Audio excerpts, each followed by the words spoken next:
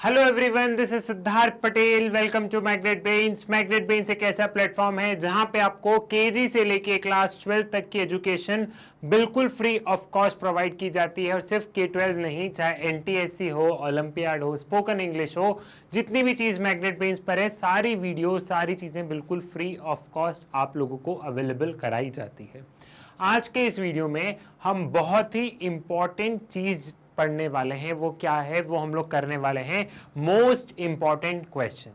हम लोगों ने जो आपका चैप्टर है geographical perspective on selected issues and problem, ये आपकी कौन सी बुक का है? इंडिया पीपल एंड इकोनॉमी का ये चैप्टर है, चैप्टर नंबर 12। इसके हम लोग मोस्ट इंपॉर्टेंट क्वेश्चन सॉल्व करने वाले हैं।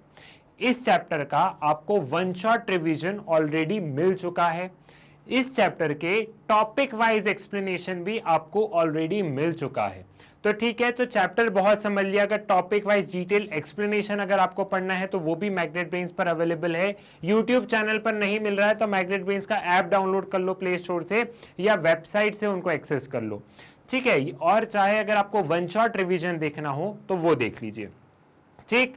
अब एक चीज और बता दूं, यहां जो मोस्ट इंपॉर्टेंट क्वेश्चंस होने वाले हैं, इन मोस्ट इंपॉर्टेंट क्वेश्चन में हम आपके सीबीएसई के अकॉर्डिंग सारे क्वेश्चन डिस्कस करेंगे। चाहे सोर्स बेस्ड क्वेश्चन हो, चाहे वेरी शॉर्ट हो, लॉन्ग हो, एग्जाम पॉइंट ऑफ व्यू से जितने भी इंपॉर्टेंट और क्रूशियल क्वेश्चन होने वाले हैं, हम उन्हें बहुत अच्छे से यहाँ पे सॉल्व करेंगे, बहुत अच्छे से उन्हें हम यहाँ पे डिस्कस करेंगे।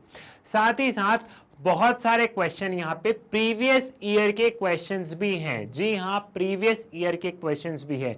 इन मोस्ट इंपॉर्टेंट क्वेश्चंस में जो प्रीवियस ईयर में जो सीबीएसई ने जो क्वेश्चंस पूछे हैं, जो कि जिनकी आगे भी आने की बहुत ज्यादा उम्मीद है और जो हमें लग रहा है कि बहुत इंपॉर्टेंट है, वो सारे क्वेश्चंस भी इस वाली वीडियो में इंक्लूडेड है। तो ये वीडियो आप लोगों के लिए बहुत काम का होने वाला है। और मैं ऐसा ताल ठोक के कह सकता हूं, क्या कह सकता हूं, कि अगर आपने इस चैप्टर का वन शॉट रिवीजन देखा है और उसके बाद में अगर आप ये मोस्ट इंपॉर्टेंट क्वेश्चन, अगर आप ये दो वीडियो देख लेते हैं, तो इस चैप्टर से आपको कहीं से भी क्वेश्चन आए, आप इसका आंसर बहुत अच्छे से कर पाएंगे, आप इसका आंसर बहुत बढ़िया से कर पाएंगे। क्लियर है? ठीक है, समझ में आ गया। एक बार हम थोड़ा सा पैटर्न समझ लेते हैं। ऑलरेडी आप लोगों को पैटर्न पता है, क्योंकि सारे चैप्टर के वन शॉट रिवीजन हो या मोस्ट इंपॉर्टेंट क्वेश्चन हो, सारी चीजें मैंने ऑलरेडी करवा दी है, ठीक है। तो भी एक बार हम लोग पैटर्न समझ लेते हैं।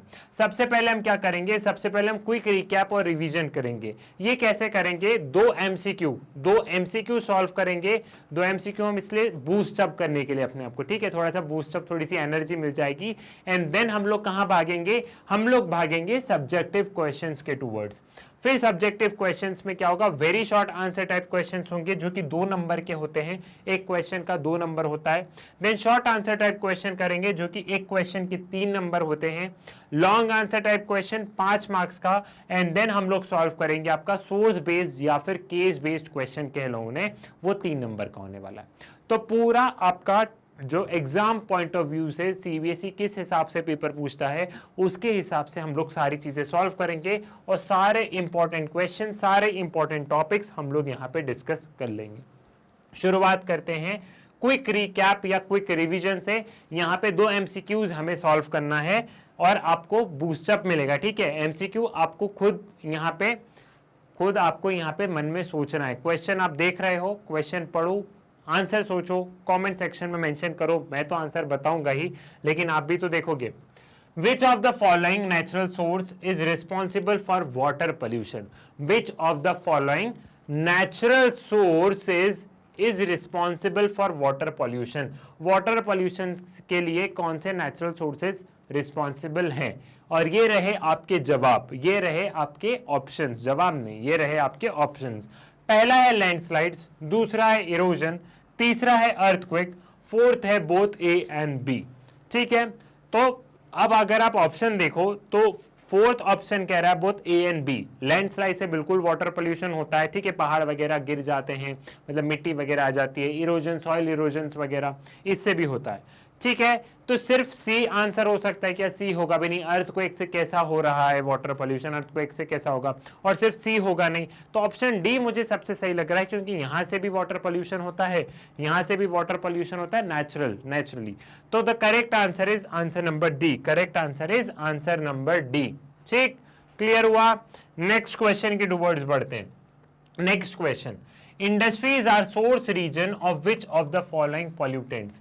इंडस्ट्रीज आर सोर्स रीजन, ठीक है, इंडस्ट्री से कौन कौन से सोर्सेज हैं जहां से पॉल्यूशन हो रहे हैं। ठीक, सो पॉल्यूटेड वेस्ट वाटर, बिल्कुल इंडस्ट्री से पॉल्यूटेड वेस्ट वाटर निकलता ही है। पॉइजनस गैसेस, इंडस्ट्री से बिल्कुल पॉइजनस गैसेस भी निकलती है, आपने देखा होगा धुआं उड़ रहे हैं। केमिकल रेसिड्यूअल्स, केमिकल की चीजें बच जाती है, कचरा वगैरह, ठीक है।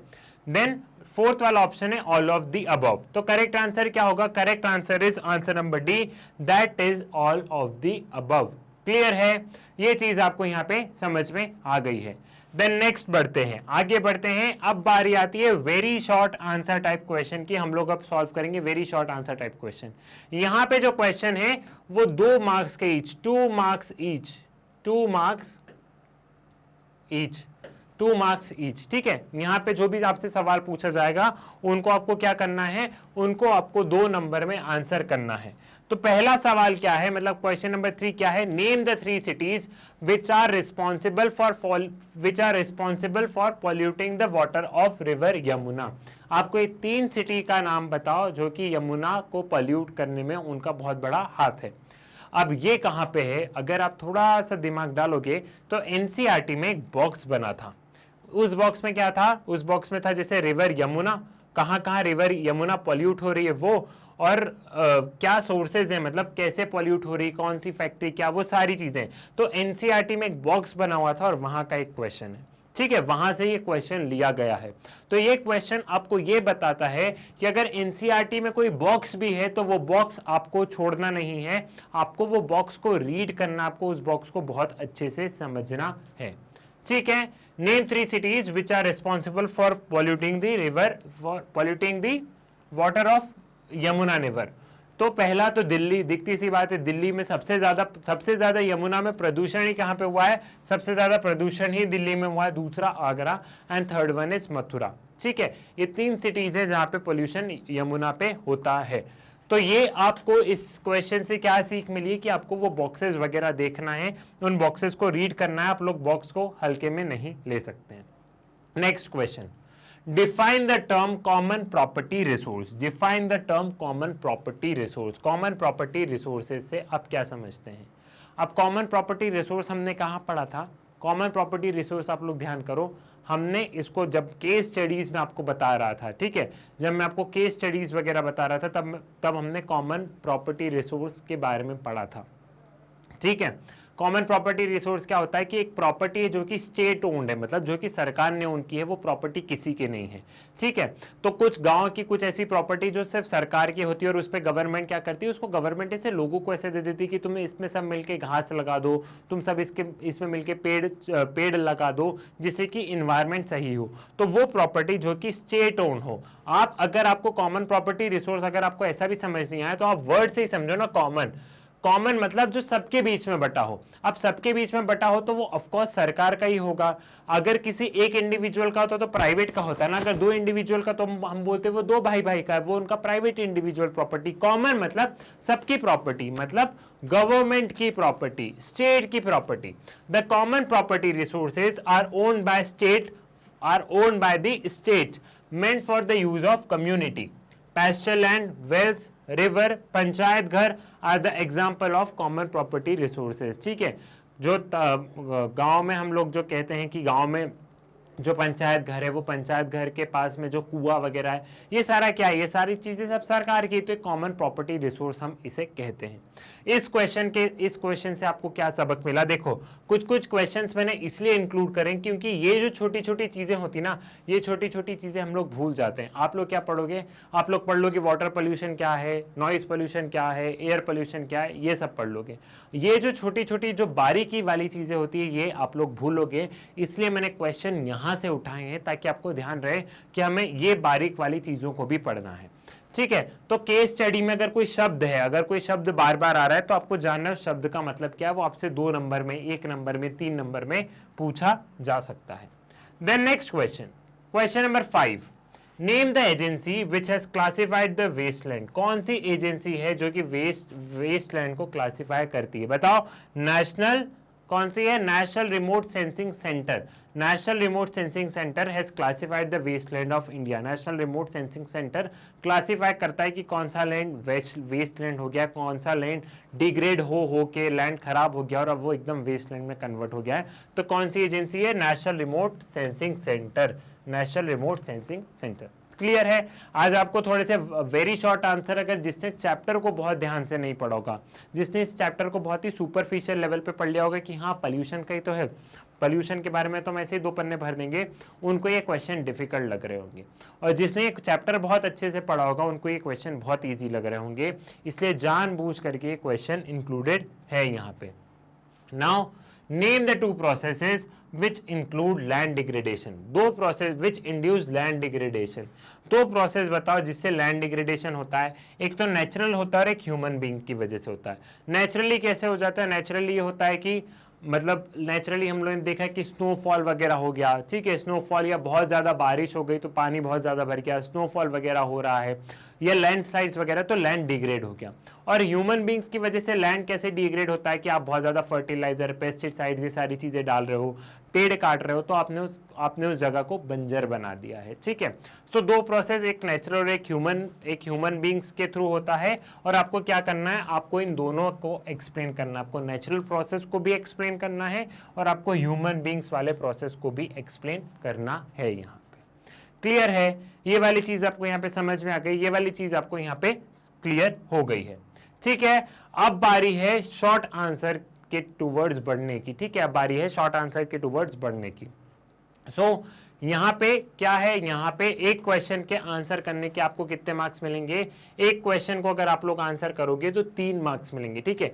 एक क्वेश्चन यहाँ 3 नंबर का होने वाला है।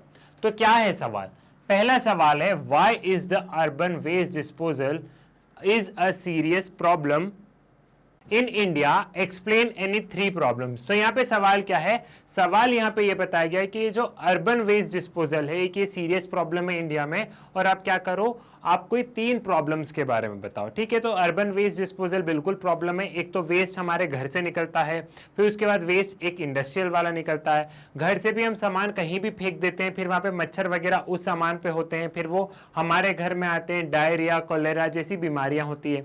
इंडस्ट्रियल वेस्ट भी आप कहीं भी फेंक दोगे, इंडस्ट्रियल वेस्ट भी अगर हम कहीं भी फेंक रहे हैं, बारिश वगैरह आ गई है आंधी हवा से, वो जो वेस्ट इतना खतरनाक है वो क्या होता है, फिर वो जगह जगह वो मतलब वो वेस्ट फैलता है और कहीं ना कहीं हमारे हेल्थ और इन्वायरमेंट दोनों को नुकसान पहुंचाता है, ठीक है। तो एक बार आंसर देख लेते हैं। बाकी मैंने आपको सारी चीजें कहां पे, सारी चीजें मैंने आपको 1 शॉट रिवीजन में बहुत अच्छे से समझाई है।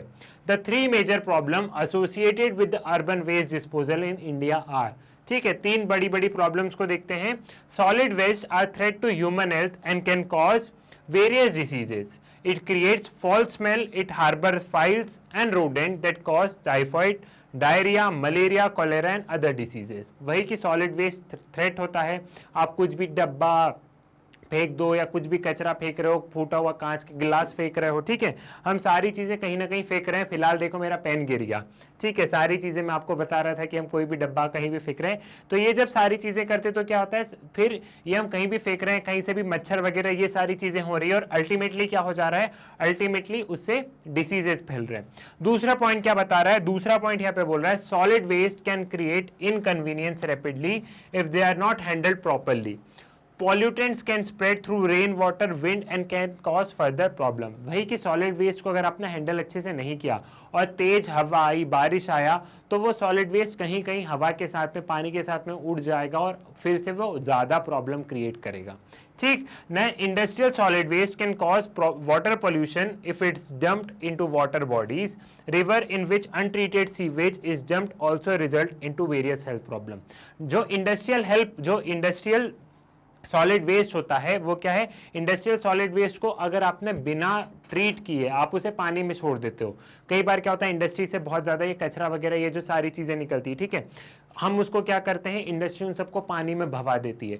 तो कहीं ना कहीं ये जो सॉलिड वेस्ट है, ये सॉलिड वेस्ट क्या काम कर रहा है, कहीं ना कहीं ये जो सॉलिड वेस्ट है ये वाटर पॉल्यूशन को कर रहा है। अगर आपको इंडस्ट्रीज का जो गंदा पानी होता है आप बिल्कुल उसे नदी में छोड़ दो, लेकिन पहले आप उस गंदे पानी को साफ करो, आप एक सीवेज ट्रीटमेंट प्लांट लगाओ, आप उस गंदे पानी को पहले पूरा अच्छी तरीके से साफ करो, बढ़िया करो, एंड देन आप उसे छोड़ दो। आप गंदे पानी को क्यों छोड़ रहे हो, तो एक ये प्रॉब्लम है, ठीक है। सो यहाँ पे हाउस होल्ड के हमने पॉइंट देखे और वाटर पोल्यूशन वाला ये पॉइंट देखा। ऐसे करके आप लोग 3 पॉइंट लिखोगे, देखो 3 मार्क्स का क्वेश्चन है, 3 पॉइंट लिखोगे, 3 नंबर आपको मिल जाएंगे। नेक्स्ट क्वेश्चन के टूवर्ड्स बढ़ते हैं। नेक्स्ट क्वेश्चन पूछा गया है, what is migration, which factors are responsible for migration, state in brief. यहाँ पे ये बताया गया है कि सबसे पहले बताओ माइग्रेशन क्या होता है और कौन कौन से फैक्टर रिस्पॉन्सिबल रहते हैं माइग्रेशन के लिए, स्टेट इन ब्रीफ, संक्षिप्त में बताओ। ऐसा नहीं है कि आप भावनाओं में बह जाओ और आप भूल जाओ, तो संक्षिप्त में बता के छोटा सा बताओ, 3 नंबर के हिसाब से बताओ। तो माइग्रेशन मतलब क्या है कि एक जगह से दूसरी जगह, moving from one place to another, ये हो गया माइग्रेशन। अब माइग्रेशन के पीछे क्या क्या कारण, माइग्रेशन के पीछे देखो एक तो कारण ये है कि गांव में रोजगार नहीं होता है, गांव में रोजगार बिल्कुल नहीं मिलता है, तो लोग शहर के टूवर्ड जाते हैं कि वहां पे काम करेंगे, बढ़िया कुछ अच्छा करेंगे, घर हम क्या करेंगे, घर हम कुछ ना कुछ पैसे वगैरह दे देंगे, ठीक है। फिर उसके बाद में क्या है, हम लोग ये भी देखते हैं कि शहरों में लेबर्स की बहुत ज़्यादा डिमांड होती है, वहाँ काम ज़्यादा होते हैं, तो एक एम्प्लॉयमेंट अपॉर्चुनिटी के लिए भी लोग चले जाते हैं, ठीक। फिर ऐसा रहता है कि गांव में स्कूल वगैरह नहीं है, हेल्थ का इतना अच्छा नहीं है। अब जब परिवार बढ़ता है, बच्चे हो जाते हैं, शादी हो जाती है, तो ऐसा तो रहता है कि हम बच्चे को अच्छी जगह पढ़ाएंगे, तो ऑटोमेटिकली शहर जाना भी है, तो एक वो रीज़न भी होता है। क्लियर है। सवाल देखो, ये चैप्टर बहुत इजी है, अगर आपने इस चैप्टर को बहुत अच्छे से समझ लिया और एनसीईआरटी को बहुत अच्छे से पढ़ लिया तो आपको ये चैप्टर ट्रस्ट में बहुत ही ज्यादा इजी लगेगा। Movement of people from one place to another is called migration. सबसे पहले आपने बता दिया माइग्रेशन क्या होता है, movement of people from one place to another is called migration. Factors which are responsible for migration are, कौन कौन से फैक्टर रिस्पॉन्सिबल है, high demand for labour in urban areas, urban areas में ज्यादा डिमांड है, low job opportunities in rural areas में low job opportunity है, unbalance pattern of development between urban and rural areas, एक तो अनबैलेंस डेवलपमेंट है, शहर बहुत स्पीड से डेवलप हुआ है, गांव में उतना डेवलपमेंट नहीं है, रोजगार नहीं है, लोग शहर के टुवर्ड्स आकर्षित होते हैं, इसलिए वो शहर में जाना ज्यादा पसंद करते हैं, शहर में बिजली है, पानी है, गांव में ये सारी समस्याएं बहुत ज्यादा रहती है। Poor people usually prefer to settle in mega cities for their livelihood. The reason for this is that smaller and medium cities are directly come to mega cities for their livelihood. जो गरीब लोग रहते हैं वो बड़ी बड़े शहरों में इसलिए जाते हैं, बाईपासिंग जो छोटे छोटे शहर हैं, ठीक है। अब गांव से निकला इंसान तो छोटे शहर भी जा सकता है, लेकिन वो छोटे शहर इसलिए नहीं जाता क्योंकि छोटे शहर में अपॉर्चुनिटीज कम रहती है, और वो वाली बात होती है कि आप घर से निकल ही गए हैं तो फिर जहां ज्यादा अपॉर्चुनिटीज है हम उस जगह जाएं, तो इसलिए मेगा सिटीज में लोग जाना ज्यादा पसंद करते हैं। क्लियर है, सिंपल सा क्वेश्चन था। आप सबसे पहले माइग्रेशन को एक्सप्लेन करेंगे और कोई भी 3 पॉइंट्स लिख देंगे, कोई भी 3 फैक्टर्स को आप लिख के थोड़ा सा एक्सप्लेन कर देंगे, क्लियर, तो आपको 3 नंबर मिल जाएंगे, ठीक है। Now next question, state any 3 effects of air pollution on environment in India, या फिर state any 3 ill effects of air pollution with suitable examples from India. Air pollution के क्या क्या इफेक्ट है आपको वो बताना है। सिंपल है, एयर पोल्यूशन के बहुत खतरनाक इफेक्ट है, आप बीमारी वगैरह बहुत सारी चीजें बता सकते हैं, ये आप बचपन से पढ़ते आ रहे हैं, तो इसमें कुछ भी नया जैसा नहीं है। The effect of air pollution on environment in India are, the air pollution modifies weather and climate, weather और क्लाइमेट को बदल देता है, ठीक है, पूरा धुआं कर देता है। अच्छा, मतलब हम देखते हैं धूप वाले दिन भी एक पूरी काली चादर शहर में ढक जाती है, ठीक है। वेदर चेंज करता है over the year, acid rain होती है उसकी वजह से, और धीरे धीरे कहीं ना कहीं क्लाइमेट चेंज होने लगता है। Adversely effect human health and biotic community, जितने भी जीव जंतु हैं उनको बहुत ज्यादा इफेक्ट करता है, रेस्पिरेटरी प्रॉब्लम्स होती है, अस्थमा वगैरह, लंग्स वाली, ठीक है। तो ह्यूमन हेल्थ को chlorofluorocarbons cause depletion of ozone layer which enable ultraviolet rays of the sun to reach the earth and increasing the atmospheric temperature, ठीक है। कहीं ना कहीं एसिड रेन वगैरह हो रही है, ओजोन लेयर डिप्लीशन हो रहा है, ये सारी चीजें हमें देखने को मिलती है। क्लियर है। देखो, आपको मैंने पोल्यूशन का जब वन शॉट रिवीजन बता रहा था तब भी मैंने बताया था और आज फिर से बताता हूं, कोई भी पोल्यूशन है तो आप क्या देखोगे, मान लो जैसे एयर पोल्यूशन है, तो आप एयर पोल्यूशन को कैसे याद करोगे, इसका एक कोई भी पोल्यूशन हो, एयर हो, वाटर हो, कोई भी हो, लैंड डिग्रेडेशन हो, आपको इस चैप्टर के लिए एक रामबाण इलाज बताता हूं। एयर पोल्यूशन क्या होता है, पहले तो आपको इसकी डेफिनेशन पता होना चाहिए, आप डिफाइन कर दिया। एयर पोल्यूशन किससे फैलता है, पॉल्यूटेंट्स क्या है, कौन कौन सी चीजें, तो पॉल्यूटेंट्स किससे फैलता है, लाइक इंडस्ट्रीज है, कौन कौन सी गैसेस खतरनाक होती है, वो गैसेस के नाम भी याद होने चाहिए, वो हो गया। उसके बाद में एयर पोल्यूशन के इफेक्ट क्या है, इफेक्ट क्या क्या है, पर्टिकुलरली हेल्थ पे क्या इफेक्ट है, इफेक्ट ओवरऑल भी देखना है और हेल्थ पे पर्टिकुलरली देखना है। पॉल्यूटेंट्स क्या क्या है, डेफिनेशन, पॉल्यूटेंट्स, इफेक्ट और स्पेशली हेल्थ पे क्या क्या इफेक्ट है, और सोल्यूशन क्या है, ऐसा क्या किया जाए कि एयर पॉल्यूशन को कम करें, ये आपको इतना अच्छे से प्रिपेयर करना है। ठीक है, तो एक ये कंप्लीट एक बड़ा हो जाएगा, एक बड़ा आपको एयर पोल्यूशन की डेफिनेशन, उसके कौन कौन से पोल्यूटेंट है, एयर पोल्यूशन के इफेक्ट्स क्या क्या हैं, हेल्थ के अलावा भी क्या क्या इफेक्ट और हेल्थ पर्टिकुलर पे, और इस एयर पोल्यूशन के क्या है सोल्यूशन क्या क्या है। कोई भी पोल्यूशन हो, नॉइज पोल्यूशन भी ऐसे ही कर लेना, वाटर पोल्यूशन भी ऐसे ही कर लेना, सारे पोल्यूशन में आप ये 4 पॉइंट पे फोकस कर लेना, आपको पेपर में सारी चीजें बन जाएगी। लेकिन आपको क्या शर्त है, आपको ये चारों पॉइंट्स बहुत अच्छे से प्रिपेयर करने हैं। क्लियर है, सारी चीज समझ में आ गई। नेक्स्ट क्वेश्चन पे पढ़ूं और है, अभी तो देखो एयर पोल्यूशन के इतने सारे पॉइंट है। एक तो अर्बन स्मॉग वाला बता दिया, urban smog is caused by pollutants, ठीक है। वही अर्बन स्मॉग जैसे जो कि मैंने आपको दिल्ली का बताया था, क्या होता है वहां पे दिवाली के बाद में आप लोग देखते हो पूरी दिल्ली पे एकदम काले बादल छा जाते हैं, एकदम काली चादर, वो उसे हम अर्बन स्मॉग कहते हैं। अगर देखो आपको कॉन्सेप्ट्स क्लियर नहीं हो तो क्या करना, आपको वन शॉट रिवीजन देखना है। मैं फिर से बोल रहा हूँ, आप वन शॉट रिवीजन देखेंगे। Air pollution causes diseases of lung, heart, nervous and circulatory system, increase in concentration of carbon dioxide and other poisonous gases in the atmosphere causes greenhouse effect, raising atmospheric temperature. Children are especially at risk from air pollution because of effect on their lungs. एक तो एक क्या हम देखते हैं, green house effect देखने को मिलता है। बच्चे जो हैं, बच्चों पे सबसे ज्यादा हमें देखने को मिलता है। तो कोई भी 3 पॉइंट लिख देना, इतने सारे पॉइंट नहीं लिखना है। इतने सारे पॉइंट बस आपको ऐसे बताए गए हैं कि इतने सारे पॉइंट से क्या हो रहा है कि आप कोई भी 3 पॉइंट लिख सकते हैं, इसलिए मैंने आपको बहुत ज्यादा पॉइंट यहाँ पे बता दिए गए हैं। Now explain any 3 sources of water pollution in India. Water pollution के 3 सोर्सेज बताओ। पहला तो मैं बोल सकता हूं कि क्या होगा, जो हम लोग देखते हैं ये म्यूनिसिपल कॉर्पोरेशन वगैरह है, ठीक है, ये जो आप नगर पालिका देखते हो, ये लोग अपना वेस्ट गार्बेज कहाँ पे फेंक देते, पानी में फेंक देते। एक इंडस्ट्रीज हो गई, इंडस्ट्रीज अपना खराब पानी सीधा पानी में छोड़ देती है, नदी में छोड़ देती है, बिना उस पानी को ट्रीट किए, बिना उस पानी को साफ किए, बिना सीवेज ट्रीटमेंट के थ्रू उस पानी को साफ किए। ठीक है, ये 2 हो गया। उसके बाद में जितनी भी कल्चरल एक्टिविटीज होती है, लाइक आपने डेथ सेरेमोनियल सारी चीजें देख लिया कोई भी, तो एक वो कहीं ना कहीं उस सारी चीजों को बताता है। फिर अगर हम लोग एग्रीकल्चर में भी देखें तो नदी के आसपास वाला जो अगर हम इलाका देखें तो वहां पे क्या है, नदी के आसपास वाले इलाके में अगर खेत वगैरह है तो फर्टिलाइजर और पेस्टिसाइड्स का हम लोग जो खेत में डालते हैं फर्टिलाइजर और पेस्टिसाइड्स, तो वो भी हवा के सहारे नदी में जाता है। तो ये बहुत सारे वाटर पोल्यूशन के हम लोग सोर्सेज लिख सकते हैं। ठीक है, so the urban sources of polluted water and sewage, municipal and domestic garbage that are disposed of into the water, the dispose of industrial effluents into running water and poisonous element destroy the biosystem of these water। एक तो वही शहर से आने वाला कचरा और जो म्यूनिसिपल वाला है वो आपने उसमें डाल दिया, इंडस्ट्रीज का केमिकल वाला पानी वो हमारे नदी की मछलियों तक को मार देता है। Then water pollution is also created by natural sources like erosion, landslides, decay of plants and animals. Water pollution natural sources से भी होता है कि पहाड़ लैंडस्लाइड्स हो गई है बहुत ज्यादा वहां पे, ठीक है, पेड़ मतलब लैंडस्लाइड्स के कारण पेड़ वगैरह गिर गए हैं तो भी एक वाटर पोल्यूशन हमें देखने को मिलता है। क्लियर है, समझ में आ गया।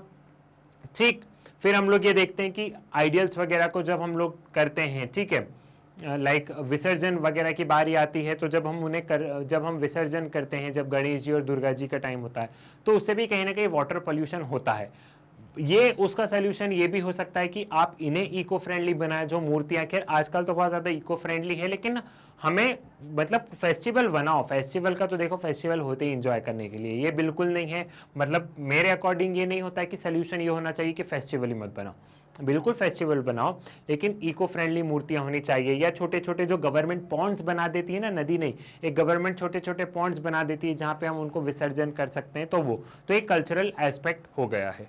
क्लियर है, ये वाली चीजें समझ में आई। Now name the Asia's largest slum and write down the main feature of this slum. Asia का लार्जेस्ट स्लम कौन सा है? धारावी है, मुंबई का। ठीक है, अब धारावी के हमको क्या करना है? धारावी के मेन फीचर्स लिखना है। Dharavi is the Asia's largest slum.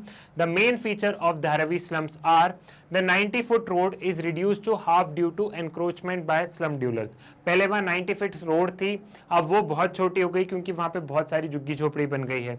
The lanes are narrow to even restrict the movement of bicycle. और इतने छोटे छोटे रोड बन गए धारावी में कि वहां पे साइकिल तक नहीं चल सकती, मतलब इतने पास पास में घर बन गए हैं। ठीक है, कार तो दूर की बात, साइकिल जाना मुश्किल है। Then houses are temporary build with 2 or 3 story, single room is rented by 12 to 15 people। घर बहुत छोटे छोटे हैं, 2 कमरे हैं, उसमें भी एक में 8 लोगों का परिवार रह रहा है, दूसरा भी किराए से चढ़ा दिया, उसमें 12 लोगों का परिवार रह रहा है। वहां पे हम ये देखते हैं कि 1000 लोगों पे, ठीक है, बुक में तो 1440 दिया है, लेकिन आप एक ही समझो। ठीक है, 1000 लोग पे एक टॉयलेट है, तो सैनिटरी फैसिलिटी बिल्कुल भी सही नहीं है। ठीक है, तो ये सारी चीजें आप लोग यहाँ पे, ये सारे फीचर्स आप यहाँ पे लिखेंगे। ठीक है, समझ में आ गया, सारी चीजें क्लियर हो गई है। अब बारी है हमारे लॉन्ग आंसर टाइप क्वेश्चन की। अब हम लोग क्या करेंगे? अब हम लोग पढ़ेंगे लॉन्ग आंसर टाइप क्वेश्चन, जिसमें पहला क्वेश्चन कौन सा है? पहला question, what are the major causes of rapid urban migration to the urban areas. यहाँ पे हम क्या देख रहे हैं कि क्या मेजर कॉजेज हैं जो कि रैपिड हम माइग्रेशन देख रहे हैं गांव से शहर के टूवर्ड्स, ये वाला यहाँ पे क्वेश्चन है। ठीक है, लॉन्ग आंसर का पहला वाला क्वेश्चन कि what are the major causes. तो यहाँ पे बहुत सारे देखो कॉजेज है और 5 मार्क्स का क्वेश्चन है, तो हमें क्या करना होगा? आपको ऐसे पॉइंट्स लिख के, जैसे ये यहाँ पे जो हाईलाइट किया हुआ है, आप लिख के आपने लाइक ब्लैक पेन से लिख दिया, एंड देन आप इसको ब्लू से आप इसे एक्सप्लेन करेंगे, या फिर अगर पूरा ब्लू से लिखते हैं तो आप इसको अंडरलाइन कर देंगे ब्लैक पेन से। ठीक है, अंडरलाइन करना है, कुछ थोड़ी छोटी छोटी चीजें थोड़ी थोड़ी आपको करनी होगी अगर आपको एक्स्ट्रा मार्क्स लेने हैं तो। ठीक है, migration of rural population to cities, unemployment, high pressure of population, lack of facilities in rural areas force people to migrate to urban centre in search for employment. ठीक है, वही है कि बहुत ज्यादा प्रेशर है, 1 एकड़ जमीन है, उस पर 5 बाप बेटे हैं काम करने के लिए, तो अगर उस 1 एकड़ जमीन पे एक इंसान भी, एक बेटा भी काम करेगा तो भी उतनी फसल होगी, और 5 बाप बेटे काम करेंगे तो भी उतनी फसल होगी, है ना। ऐसा तो नहीं कि फसल बढ़ जाएगी, खेत तो उतना ही उनके पास। तो इन्होंने देखा कि भैया एक बेटा यहाँ पे काम कर ले, बाकी 4 बाहर कर ले। ठीक है, तो एक कॉज ये भी है। दूसरा, problem of drinking water in villages. The problem of drinking water is common factor in villages of Bundelkhand area spread in Uttar Pradesh, Madhya Pradesh. अब देखो कुछ एरियाज में क्या है, पर्टिकुलरली ऐसा नहीं है, मतलब शहरों में आप कहोगे कि पीने के पानी की समस्या बहुत होती है, बिल्कुल, लेकिन गांव में भी कुछ रीजन, आपने अब तक मैप वर्क किया है ना 10th SST में, 9th SST में, तो आपने ये समझा होगा कि कुछ जो रीजन्स है, कुछ बुंदेलखंड के रीजन, कुछ मध्य प्रदेश के रीजन जहाँ पे गांव में पानी नहीं है, तो वो लोग कहाँ जाएंगे? वो लोग शहर के टूवर्ड्स मूव करेंगे। तो एक रीजन ये भी है।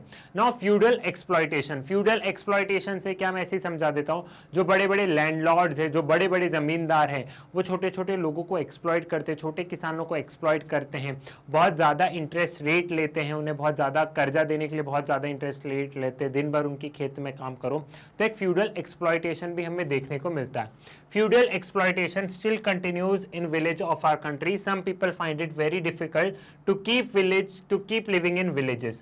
Such peoples are moving towards cities for safeguard of their self-respect, where they do not find any discrimination on the basis of caste.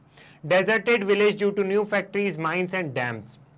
एक तो ये फ्यूडल वाला कॉन्सेप्ट आज भी है, वो जमींदार जो थोड़ा सा हम लोग जो देखते आ रहे हैं, जो प्रताड़ित करने वाला जो कास्ट सिस्टम है, बिल्कुल चल रहा है आज भी।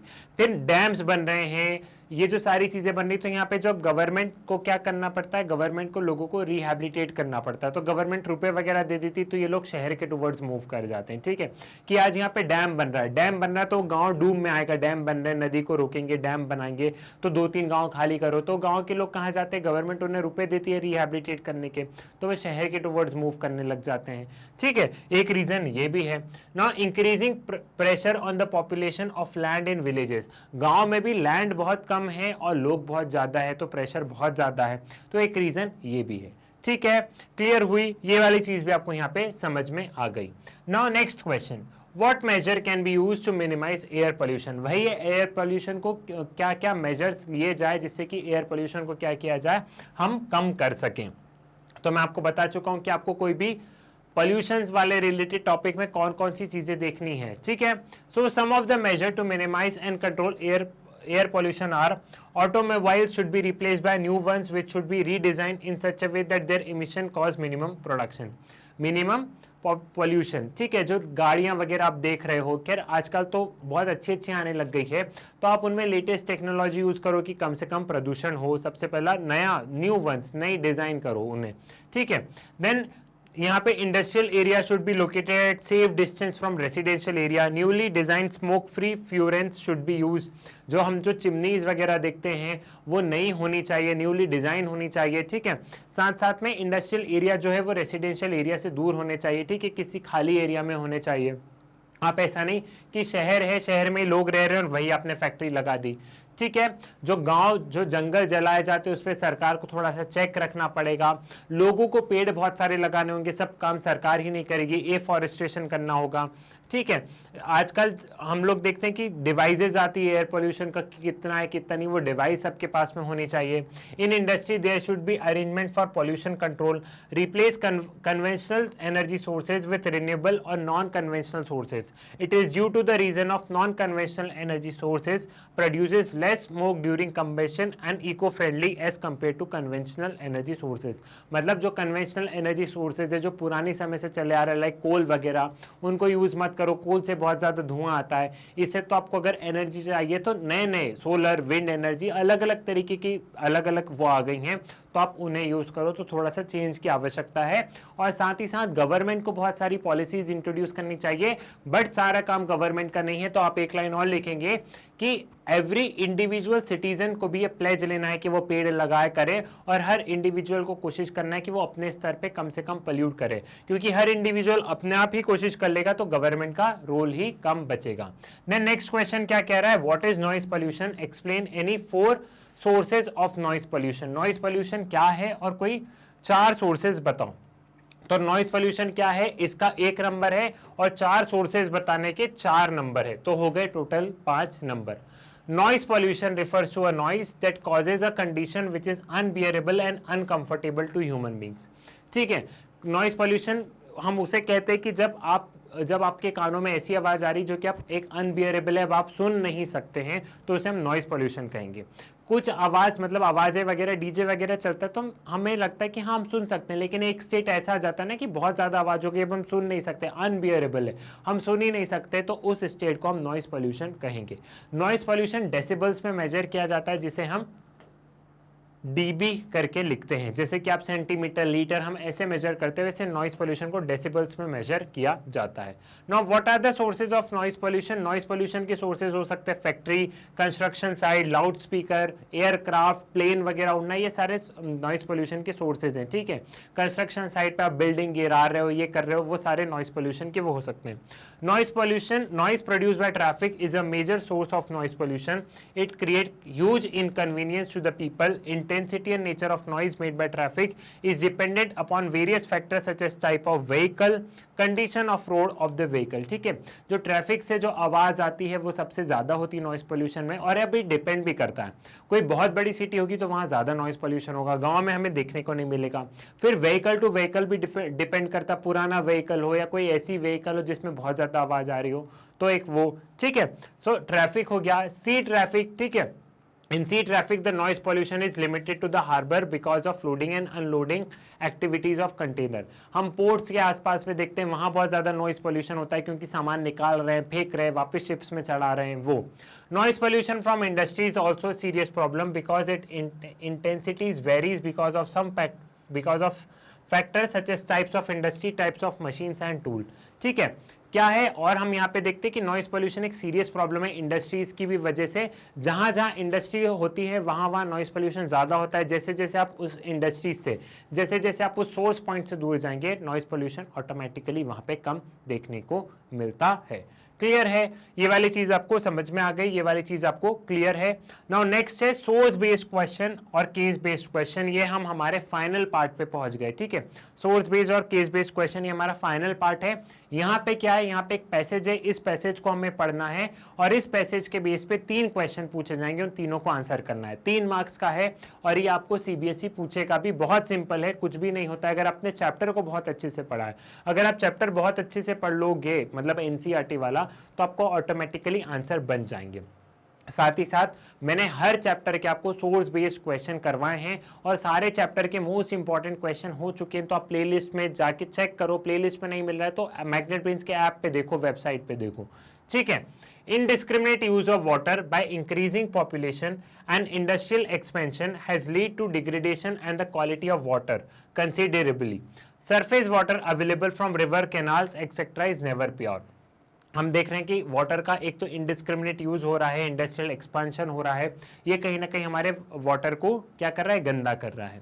It contain small quantity of suspected particles, organic and inorganic substances. When concentration of these substances increases the water become polluted.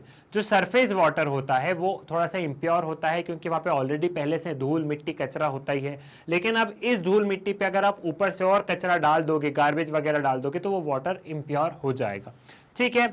Hence become unfit for use. In such a situation, the self-purifying capacity of water is unable to purify the water. Though water pollutants are created from natural sources, erosion, landslide, decay, decomposition of plants and animals, pollutants from human activities are the real cause of concern. फिर यहाँ पे वही बताया कि water pollution naturally भी हो जाता है और ह्यूमंस के थ्रू भी होता है। नेचुरली कैसे होगा, इरोजन, लैंडस्लाइड, ठीक है, पेड़ गिर गए, जानवर मर गए, वो पानी में गिर गए, तो ये नेचुरल सोर्सेज है। बाकी ह्यूमन इंडस्ट्रीज वगैरह, अपने इंडस्ट्रीज की वजह से या कुछ कल्चरल एक्टिविटीज की वजह से, या फिर आपने क्या किया है, आप गार्बेज वगैरह फेंक रहे हो, उस वजह से तो एक ह्यूमन सोर्सेज भी होता है। मैं पैसेज फटाफट पढ़ रहा हूं, आप लोग इसका स्क्रीनशॉट ले लो मेरे साथ साथ में और आप भी पढ़ते रहना, ठीक है।